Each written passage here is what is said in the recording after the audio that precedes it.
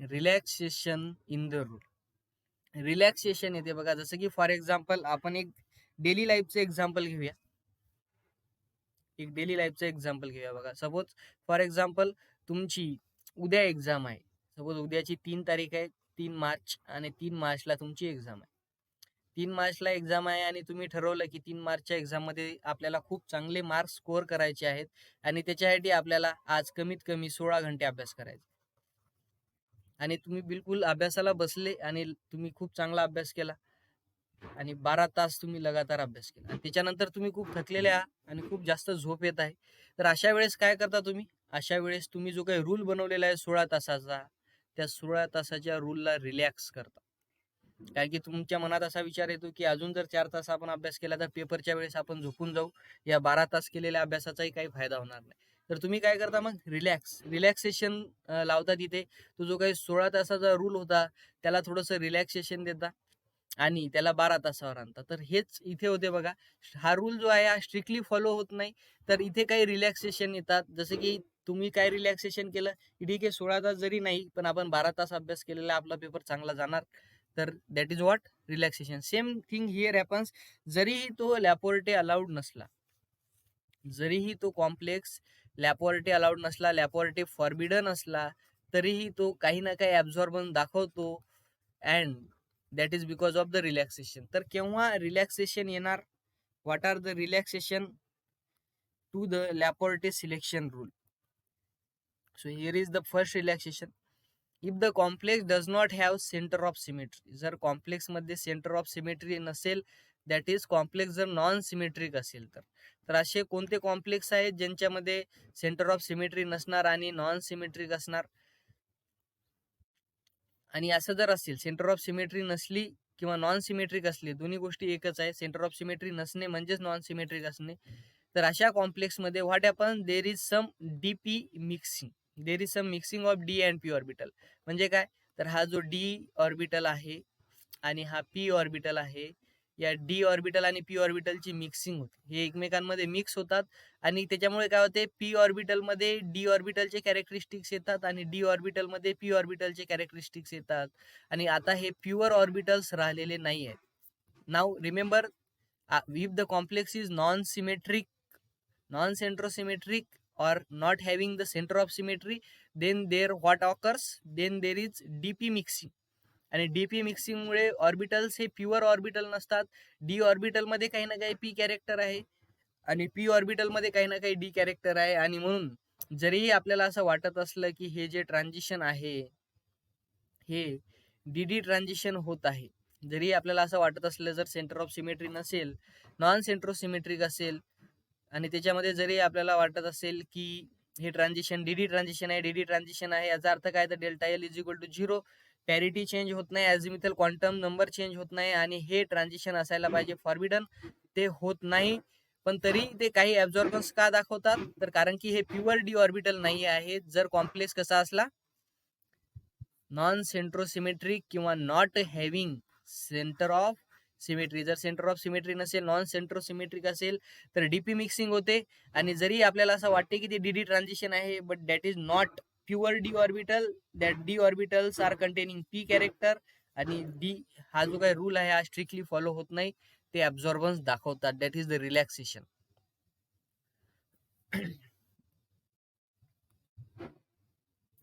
Then, so the transitions are not between pure dd, but d orbitals containing p character. For example, mixing of d and p orbital in non-centrosymmetric complex, like these are the example tetrahedral complex. बघा, हा जो आहे हा complex tetrahedral आहे. You can see here. This complex is tetrahedral and it is not centrosymmetric. हा centrosymmetric नाही. कारण काय आहे बघा, तर मी तुम्हाला सांगतो what is the reason behind this. Suppose हा लिगँड आहे आणि या लिगँडच्या आणि हे सेंटर आहे. तर तुम्ही जर का वर गेले तर तुम्हाला मिळत आहे हा वाला लिगँड, आणि जर का तुम्ही डाऊन गेले एक्झॅक्ट 180 डिग्रीला तर इथे कोणताही लिगँड नाही आहे. आणि कारण की इथे कोणताही लिगँड नाही, एकदम स्ट्रेट यायचं बघा 180 डिग्रीला, तर इथे कोणताही लिगँड नाही आहे. आणि कारण की इथे कोणताही लिगँड नाही आहे, तर हे आहे अनजिरेट, किंवा याला आपण म्हणू शकतो नॉन सेंट्रोसिमेट्री. याच्यामध्ये सेंटर ऑफ सिमेट्री नाही आहे. This is which complex? non-centrosymmetric complex. Tetrahedral complexes are non-centrosymmetric complexes. आणि जर non-centrosymmetric complex असला तर तिथे काय होते, d orbitals containing p character, there is dp mixing. Remember काय होणार, dp मिक्सिंग होणार. dp मिक्सिंग होणार तर प्युअर d ऑर्बिटल नसणार, तिथे d orbital containing p character असणार आणि रिलॅक्सेशन लागणार. आणि म्हणून टेट्राहेड्रल कॉम्प्लेक्सेस हे दाखवतात व्हॉट, लिटल ऍब्झॉर्बन्स. जरी ते लॅपॉर्टे अलाउड नाही आहे, ते लॅपॉर्टे फॉरबिडन आहे, तरीही ते ऍब्झॉर्बन दाखवतात, कलर दाखवतात. त्याच्या मागे कारण आहे relaxation in the Laporte selection rule. दुसरं आहे asymmetrically substituted octahedral complex. Asymmetrically substituted octahedral complex जर का असला तर त्याच्यामध्ये डीपी मिक्सिंग होणार आणि तो लिटल ऍब्झॉर्बन दाखवणार. जसे की बघा इथे तुम्ही बघू शकता, this is the 3D octahedral complex. आता आपण एक एक्झाम्पल घेऊया ऑक्टाहेड्रल कॉम्प्लेक्स आणि टेट्राहेड्रल कॉम्प्लेक्सचा. असिमेट्रिकली सबस्टिट्यूटेड ऑक्टाहेड्रल कॉम्प्लेक्स म्हणजे काय, MnH2O/5Cl+2. Let us see MnH2O/5Cl+2. Okay, 1 minute. Okay. So MnH2O/5Cl+2. तर हा कॉम्प्लेक्स असिमेट्रिक आहे किंवा नॉन सेंट्रोसिमेट्रिक आहे हे आपल्याला कसं कळलं, तर ऑक्टाहेड्रल जॉमेट्री ड्रॉ करायची. Mn 5 लिगँड्स आहेत H2O/5. तर 5 लिगँड आपण ड्रॉ केले, H2O H2O H2O, त्यानंतर Cl H2O H2. तुम्ही कुठेही Cl ला प्लेस करा बघा, कोणत्याही एका पोझिशनला जर का तुम्ही Cl ला प्लेस केलं तर हा जो कॉम्प्लेक्स आहे हा कॉम्प्लेक्स नॉन सेंट्रोसिमेट्रिक आहे. कसं तर बघा, हा जो वॉटर आहे हे सेंटर आहे, सेंटर पासून अपोजिट डायरेक्शनला जायचं आहे आपल्याला. ठीक आहे, सेंटर पासून आपण अपोजिट डायरेक्शनला गेलो, वॉटर मिळाला. इथे अपोजिट डायरेक्शनला गेलो तर काय मिळाला, Cl. तर are they same or different, they are different. आणि कारण की ते डिफरंट आहे, सेंटर ऑफ सिमेट्री या कॉम्प्लेक्स मध्ये नाही आहे. आणि कारण की सेंटर ऑफ सिमेट्री या कॉम्प्लेक्स मध्ये नाही आहे, इट इज नॉन सेंट्रोसिमेट्रिक. तुम्ही म्हणाल सर हे वॉटर इकडे, इथे जर का अपोजिट गेलो तर वॉटर वॉटर, इथे अपोजिट गेलो तर वॉटर वॉटर. ठीक आहे, पण इथे जर का आपण अपोजिट गेलो, सर्व जर का लिगँड सेम असते तर हा सेंट्रोसिमेट्रिक असता. पण कारण की एक लिगँड डिफरंट आहे, इथे जर का आपण अपोजिट डायरेक्शनला गेलो तर वेगवेगळे लिगँड मिळत आहेत. आणि कारण की वेगवेगळे लिगँड्स मिळत आहेत, कारण की वेगवेगळे लिगँड्स मिळत आहेत, it is non centrosymmetric or not having center of symmetry. आणि जर not having center of symmetry तर डीपी मिक्सिंग होणार. आणि जर डीपी मिक्सिंग झाली तर हा दाखवतो relaxation in the Laporte selection rule. आणि हा दाखवणार लिटल ऍब्झॉर्बन्स. आणि all tetrahedral complex, tetrahedral complexes बद्दल तर विषयच नाही, सर्व टेट्राहेड्रल कॉम्प्लेक्सेस लिगँड सेम असो लिगँड वेगळे असो, टेट्राहेड्रल कॉम्प्लेक्सच actually centre of symmetry tetrahedral shape मध्येच नसते.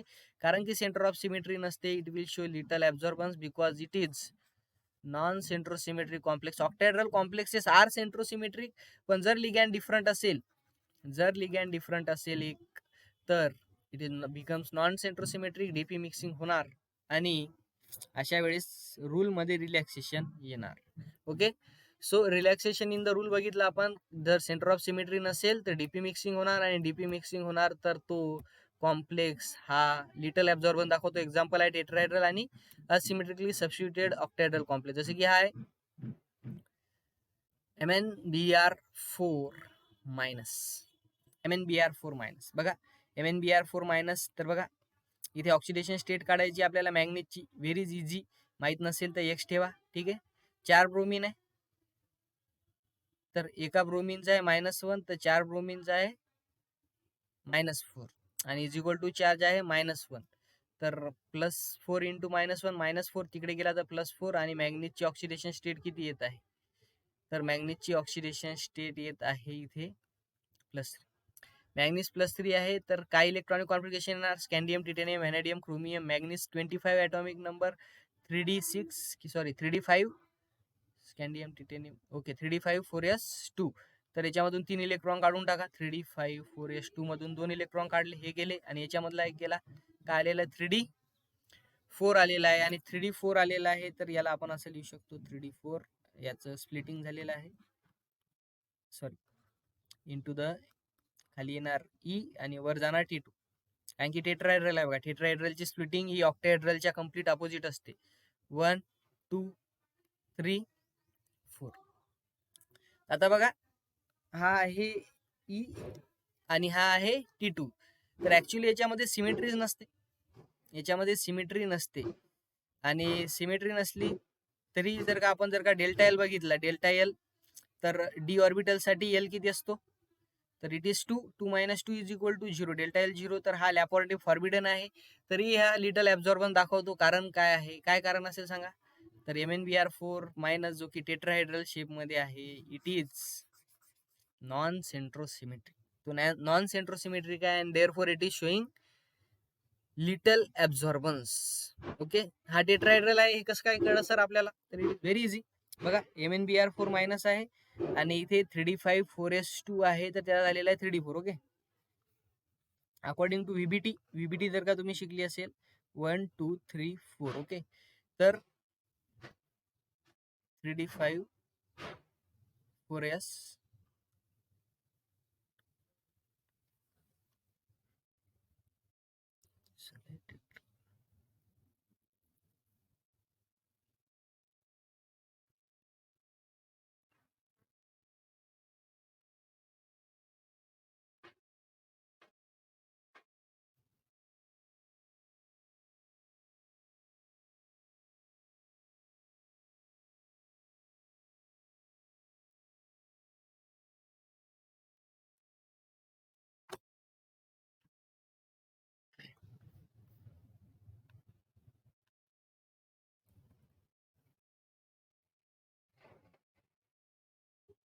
त्यानंतर सेकंड रिलॅक्सेशन आहे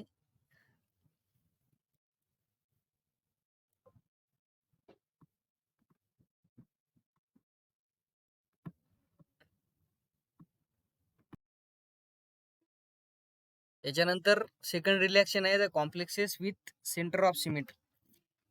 ठीक आहे, आता आपण बघितलं पहिलं रिलॅक्सेशन जर नॉन सेंट्रोसिमेट्रिक असेल तर तो लिटल ऍब्झॉर्बन दाखवतो लॅपॉरेटिव्ह फॉर्बिडन असतानाही. आता काही असे कॉम्प्लेक्सेस आहेत ज्याच्यामध्ये लॅपॉरेटिव्ह फॉर्बिडन आहे, सेंटर ऑफ सिमेट्री आहे, तरी सुद्धा ते लिटल ऍब्झॉर्बन दाखवतात. तर असं का होत आहे, आपल्याला हे तर कळलं की लॅपॉरेटिव्ह अलाउड असला तर तो जबरदस्त कलर दाखवतो, स्ट्रॉंग ऍब्झॉर्प्शन दाखवतो, हाय त्याचा एप्सिलॉन येतो, that is what molar extinction coefficient, आणि खूप जास्त त्याचं ऍब्झॉर्प्शन येते. बट ते जर का नसलं, लॅपॉरेटिव्ह अलाउड नसलं, लॅपॉरेटिव्ह फॉर्बिडन नसला तरीही चालते, पण नॉन सेंट्रोसिमेट्रिक असला पाहिजे, सेंटर ऑफ सिमेट्री नसली पाहिजे, डीपी मिक्सिंग होणार ज्याच्यामुळे तो लिटल ऍब्झॉर्बन दाखवतो.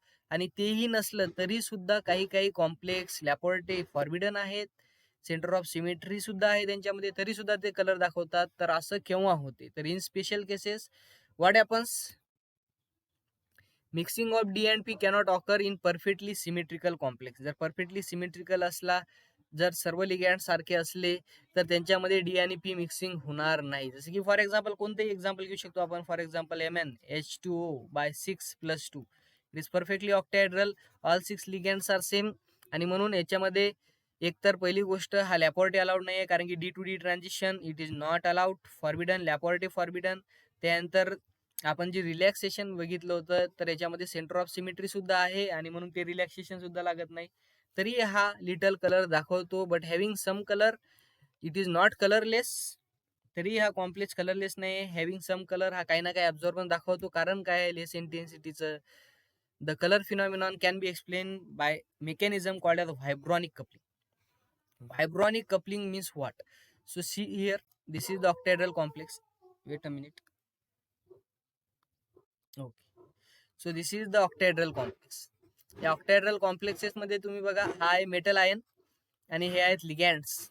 You can see here ligands are or metal ligand bonds vibrates, and because of this vibronic motion, जरी हा परफेक्टली सेंटर ऑफ सिमेट्री जरी असली, याच्यामध्ये सर्व लिगॅंड सेम जरी असले, तरी काही मुवमेंट पुरतं, काही क्षणापुरतं काय होते, तर या मॉलिक्यूल मध्ये किंवा या लिगॅंडच्या व्हायब्रेशनमुळे थोडीफार असिमेट्री येते किंवा loses centre of symmetry for a moment. Y? Because of the vibration. जे काय व्हायब्रेटरी मोशन आहे मेटल आणि लिगँडच्या बॉन्ड्सची कॉम्प्लेक्स मध्ये, त्याच्यामुळे what happens, it loses center of symmetry for a moment, and in that moment there is a absorption, little absorption, and because of that very less color is shown, or color of less intensity is shown by these complexes. So it is called as the vibronical coupling, or it is called as what? Vibronic coupling. A very important concept. What is vibronic coupling? Metal ligand bond shows vibration, and because of that vibration, त्या vibration मुळे काय होत आहे तर it loses centre of symmetry for a moment, and because of that it shows colour. In octahedral complex metal ligand bonds continuously vibrate, very important. आणि त्याच्यामुळे काय, it spends an appreciable amount of time. Appreciable means we can say that in Marathi, पुरेसा वेळ मिळत आहे metal लिगॅंडच्या बॉन्डच्या व्हायब्रेशनमुळे. तो जो complex आहे त्याच्यामधली सेंटर ऑफ सिमेट्री डिस्टर्ब होत आहे, लूज करत आहे त्या वेळेपुरता, आणि म्हणून सेंट्रली सिमेट्री जी काही इक्विलिब्रियम पोझिशन आहे त्याच्या बाहेर तो राहत आहे, आणि त्या वेळेमध्येच इथे लिटल ॲब्झॉर्प्शन होते आणि आपल्याला कलर दिसतो. In this unsymmetrical configuration very small amount of DP mixing occur. तर जसा तो सेंटर ऑफ सिमेट्री लूज करणार, डीपी मिक्सिंग होणार. जशी डीपी मिक्सिंग होणार तर याचा अर्थ काय, तर transition are not between pure d, तर it is between the d orbital containing P character, आणि असे ट्रान्झिशन हे अलाउड आहेत.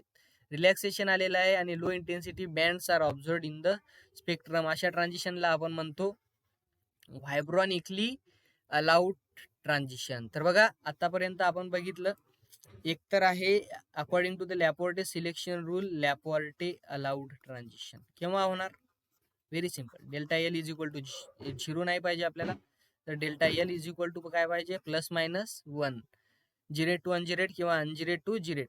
त्यानंतर पहिलं रिलॅक्सेशन आपण बघितलं, ठीक आहे, डेल्टा एल 0 असू शकते किंवा लॅपोर्टे फॉरबिडन ट्रान्झिशन आहे, तरी सुद्धा तो लिटल ॲब्झॉर्प्शन दाखवतो जर नसेल centre of symmetry in the non centrosymmetric complex.